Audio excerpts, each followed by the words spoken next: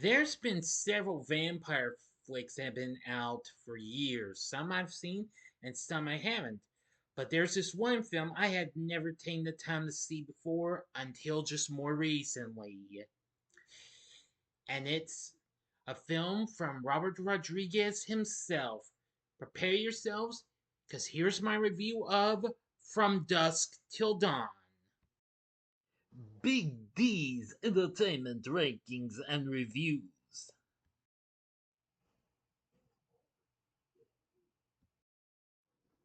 So, greetings, my fellow YouTubers, and welcome to Big D's Entertainment Rankings and Reviews. I'm the Big D, and this time around, I bring to you a review of the 1996 horror flick From Dusk Till Dawn, released by Dimension Films, directed by Robert Rodriguez, and written by Quentin Tarantino, who co stars with Harvey Keitel, George Clooney, Ernest Liu, and Juliette Lewis, plus others. The plot follows a pair of American criminal brothers who take a family as hostages to cross into Mexico, but ultimately find themselves trapped in a saloon defending against a horde of vampires.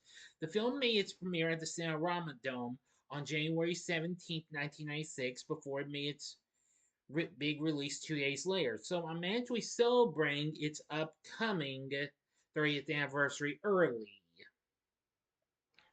The film initially got mixed reviews and what have you, but however, it was a bit of a success and has gone to become a cult classic. At a Texas roadside liquor store, fugitive bank robber Seth Gecko and his deranged brother Richie kill the clerk and a Texas Ranger and destroy the building. Richie nurses a gunshot to his hand as they drive down the highway to a motel and unload a hostage bank teller. When Seth returns from picking up dinner, he finds that Richie has raped and murdered the hostage. Jacob Fuller, a widowed pastor doubting his faith, arrives at the motel with his teenage children, Scott and Kate. Seth scouts their motorhome, kidnaps them, and forces them to drive to Mexico. After a tense encounter at the border guard lets them through. They continue to an all night strip club in the desert called Titty Twister. Uh oh, I said titty. You know what that means? Titty alert. Yes, you're gonna be seeing that in this, and once you get there. Anyway, back to the story. Apologies. I'm getting a little. Okay, where was I? Oh yes, where the geckos contact Carlos, will meet them in the morning and escort them to the hideout town of El Rey. The doorman tries to block them, but the geckos overpower him and walk inside with the Fullers.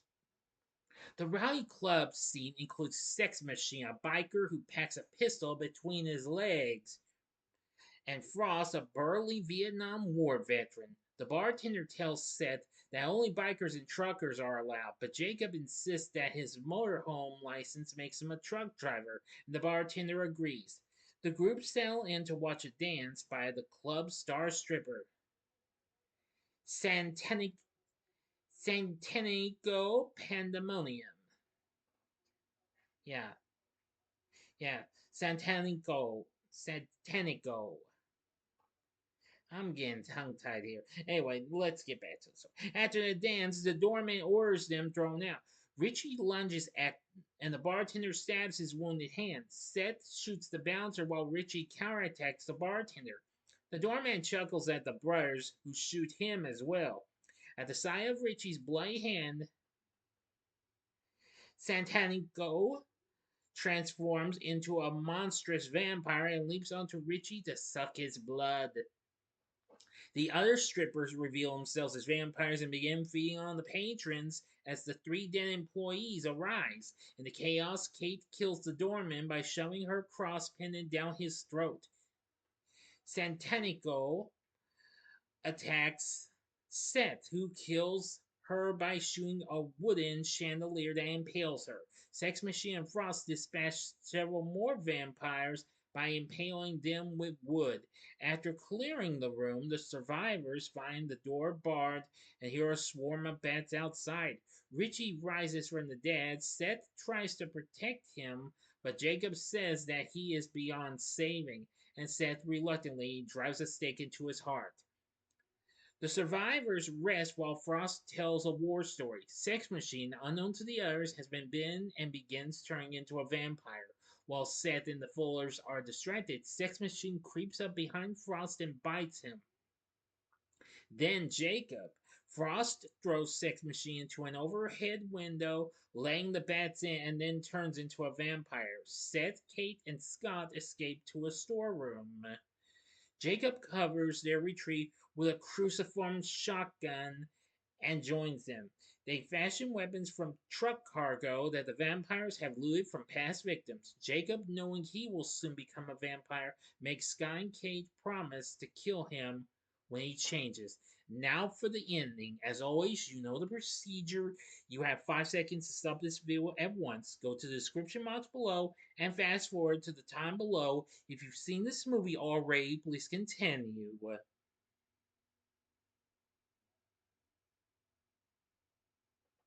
Okay, you've been warned.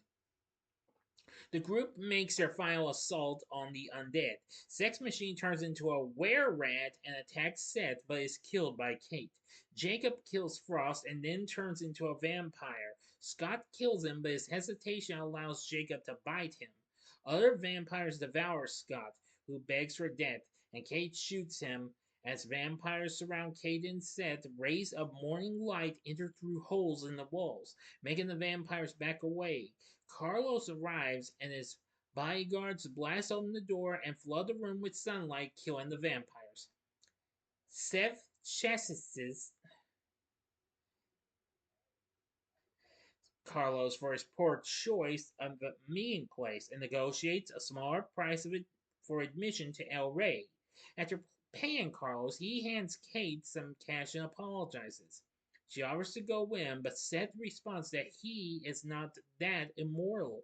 Kate drives away in a motorhome as the Titty Twister is shown to be the top of a buried Aztec temple surrounded by abandoned trucks from various decades. End of story. So, what did I think of From Dusk Till Dawn? Now, while this is the first time I've ever watched this film, I gotta say this is one bloody thrill ride. Definitely. I mean, after seeing some of his films he's directed, Quentin Tarantino, I must admit he's pretty good as an actor in this. Anyway, upon its release, it made a decent, well, amount at the box office, making 59 million on its 19 million dollar budget. So that, well, 59 million worldwide. The film sits at 66% on Rotten Tomatoes, saying it's a pulpy crime drama vampire film hybrid. The film is an uneven but often deliriously enjoyable B movie. I agree. Metacritic has a score of 48, and Audiences polled by CinemaScore gave it a B minus. Roger Ebert gave this 3 out of 4 stars, describing it as a skillful meat and potatoes action extravaganza with some added neat touches. The New York Times' Janet Maslin wrote, the latter part of the film is so relentless that it's as if a spigot has been turned on and then broken. Though some of the tricks are entertainingly staged, the film loses its clever edge when its action heats up so gruesomely and exploitively that there's no time for talk. Well, that's understandable, but I found it to be pretty entertaining, though. Entertainment Weekly gave this a B, and according to Owen Gleiberman's review, he said Rodriguez and Tarantino have taken the let 'em eat trash cynicism of modern corporate movie making and repackaged it as junk conscious attitude. In the film, they put on such a show of cooking up popcorn that they make pandering to the audience seem hip. Desmond Howe wrote for the Washington Post, the movie, which treats you with contempt for even watching it, is a monument to its own lack of imagination. It's a triumph of vile over content, mindless nihilism posing as hipness. I completely do understand that. Anyway, George Clooney became a big. Well, this was one of the films that really made him a big. Sorry, even though he was currently already big on TV's ER at the time, as he won 3 awards he was nominated for Best Actor from the Fangoria Chainsaw Awards, Best Breakthrough Performance from the MTV Movie Awards, and Best Actor at the Saturn Awards. The film also won Best Horror Film at the Saturn Awards as well. It also was nominated for Best Makeup, Best Director, Best Supporting Actress for Juliette Lewis, and Best Supporting Actor nominations for Harvey Keitel and Quentin Tarantino. It was also up for Best Writing. However, Tarantino was also nominated for Worst Supporting Actor at both the Razzies and the Stinkers Bad Movie Awards, but didn't win. But overall, from what I saw for the first time ever, and finally taking the time to see it, I think From Dusk Till Dawn is pretty bloody good.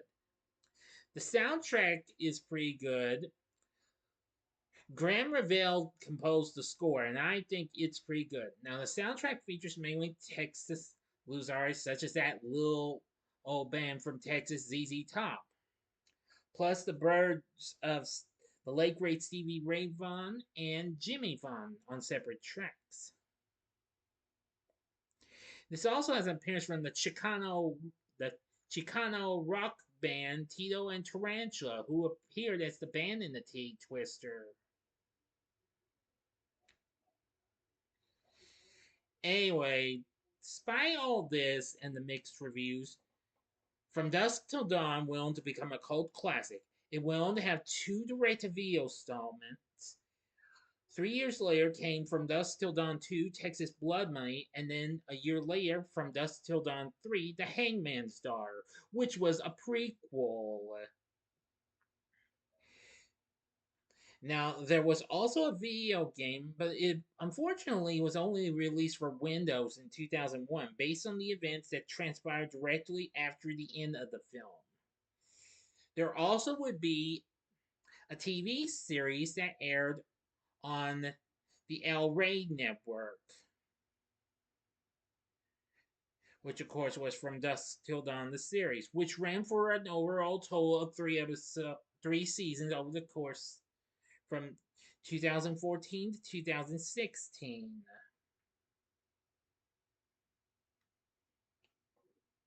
Which I've never seen. But anyway, I think this has some pretty good characters. So Harvey Keitel played Jacob Fuller, good. George Clooney as Seth Gecko, good.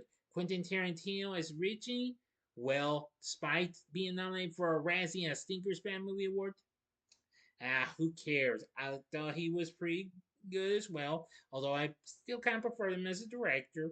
Juliette Lewis plays Kate Good. Ernest Liu in his film debut as Scott Good. We also have Mark Lawrence as the old timer motel owner. Cheech Marin playing 3 characters: the border guard, Chet Pussy, and Carlos. Let's see, we have Kelly Preston as a newscaster. Tom Savini, does that name sound familiar? Of course, he worked on the makeup effects for the original Friday the 13th and The Burning and several others. He was Sex Machine. John Saxon's in this as an FBI agent. Danny Trejo is the character Razor Charlie. Now, actually, he was actually the only actor to appear in the series, if I'm not mistaken. Yeah, I'm pretty sure that's one. Yes. Oh, but I really love Salma Hayek as Santanico Pandemonium. I mean, even though she was only in there for some of the movie, but I will say she was HOT, definitely. So anyway, from dusk till dawn, I think it's an awesome vampire film, and this is a film that's not to be missed. So would I recommend it? I'd say hell yeah, go for it. This film you will definitely enjoy. So what did you think of From Dusk Till Dawn? Let me know in the comment section below. If you like this video, click the like button, subscribe, and be a part of the Big D Nation. Continue to help support my channel, and you know the rest. Join me next join me next time when I do my next Saturday morning TV log revisited on the Groovy Ghoulies. So if you like this, check out my reviews for these other two Tarantino films.